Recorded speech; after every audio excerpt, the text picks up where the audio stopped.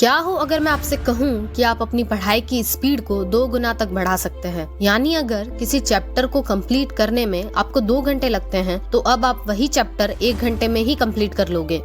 अब आपको 10 घंटे पढ़ने की जरूरत नहीं है। अब 10 घंटे जितनी पढ़ाई 5 घंटे में ही कंप्लीट कर पाएंगे।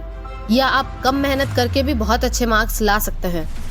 हार्ड वर्क तो सभी करते हैं, लेकिन सक्सेस सिर्फ उन्हीं लोगों को मिलती है जो हार्ड वर्क के साथ स्मार्ट वर्क भी करते हैं।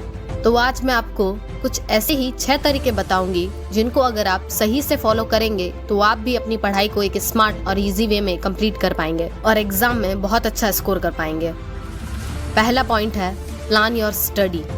सबसे इम्पोर्टेंट चीज जो आपको करनी है वो है एक प्लान। यानी अगले 1 हफ्ते में या 1 महीने में आपको जो भी पढ़ना है आप उसे एक पेपर पर लिख दें। मॉर्निंग में कौन से सब्जेक्ट्स पढ़ने हैं, इवनिंग में कौन से सब्जेक्ट्स पढ़ने हैं, कौन से सब्जेक्ट को कितनी देर पढ़ना है, कौन से टॉपिक पर आपको ज्यादा फोकस करना है, कब आपको ब्रेक लेना है और कितनी देर का ब्रेक लेना है, ये सब आप एक पेपर पर लिख दें ताकि जब भी आप पढ़ने बैठे तब आपको पहले से ही पता हो कि आपको क्या पढ़ना है और सब्जेक्ट या टॉपिक डिसाइड करने में आपका टाइम वेस्ट ना हो। दूसरा पॉइंट है रिपीटेशन। हम टाइम के साथ चीजों को भूल जाते हैं।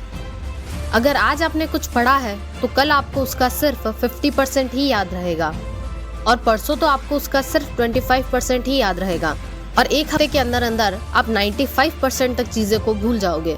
आपको सिर्फ 5% ही याद रहेगा। हमारा दिमाग इसी तरीके से काम करता है। इसलिए जब भी आप कोई टॉपिक पढ़ें तो उस टॉपिक को सिर्फ एक ही बार मत पढ़िए। अगर कोई टॉपिक आपने आज पढ़ा है तो उस टॉपिक को कल भी रिपीट करें, परसों भी रिपीट करें। जितना ज्यादा हो सके उतनी ज्यादा बार आपको उसे रिपीट करना है, क्योंकि जितनी ज्यादा बार आप उसे रिपीट करेंगे उतने ही ज्यादा टाइम के लिए आप उसे याद रख पाएंगे। तीसरा पॉइंट है प्रोडक्टिव स्टडी स्पेस। आपको पता करना है कि आपके घर में ऐसी कौन सी जगह है जहाँ पर आप सबसे ज्यादा प्रोडक्टिव होते हो, सबसे ज्यादा फोकस्ड रहते हो। हम एक चीज हमेशा भूल जाते हैं कि एज अ ह्यूमन बीइंग हम हमारे एनवायरनमेंट से बहुत ज्यादा इन्फ्लुएंस्ड होते हैं।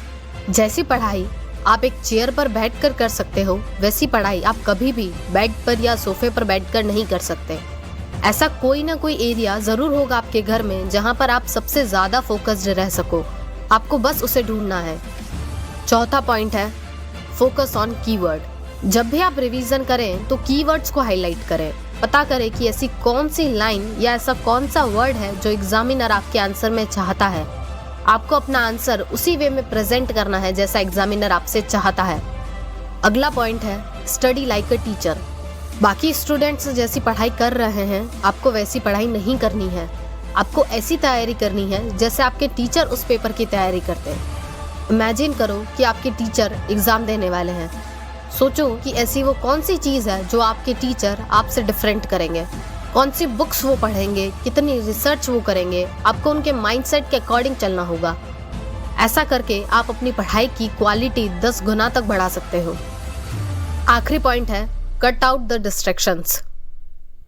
पढ़ते वक्त कभी भी अपने फोन को अपने पास मत रखिए, और अगर फोन को पास रखना ही है तो उस फोन में से वो सारी चीजें डिलीट कर दीजिए जो आपको डिस्ट्रैक्ट करती है, जैसे कि इंस्टाग्राम, फेसबुक, ट्विटर। ये सारी चीजें आपको अपने फोन में से डिलीट करनी है। और अगर आप ये सब नहीं कर सकते हैं तो फिर आप एक ऐसी जगह पर चले जाइए जहां पर कम से कम डिस्ट्रैक्शंस हो और जहां पर पढ़ाई के अलावा आप कुछ कर ही ना सकते हो। ऐसा करने से आप अपना 100% फोकस अपनी पढ़ाई पर ही कर पाओगे। खुद से वादा कीजिए, पढ़ाई की इस जंग में मैं जीतने तक लड़ूंगा। आज से और अभी से सफलता मिलने तक हर हाल में पढ़ाई करूंगा। एक IAS ऑफिसर ने बड़े कमाल की बात कही है जो हर फील्ड में लागू होती है। आप ज्यादा पढ़ने से IAS नहीं बनोगे, आप सही चीजों को पढ़ने से IAS बनोगे। उसी तरह आप ज्यादा काम करने से सफल नहीं होंगे, आप सही तरीके से काम करने से सफल होंगे। उम्मीद करती हूँ कि ये वीडियो आपको अपने एग्जाम में अच्छा परफॉर्म करने में बहुत मदद करेगी। अगर आपको ये वीडियो अच्छी लगी तो इस वीडियो को लाइक जरूर करें।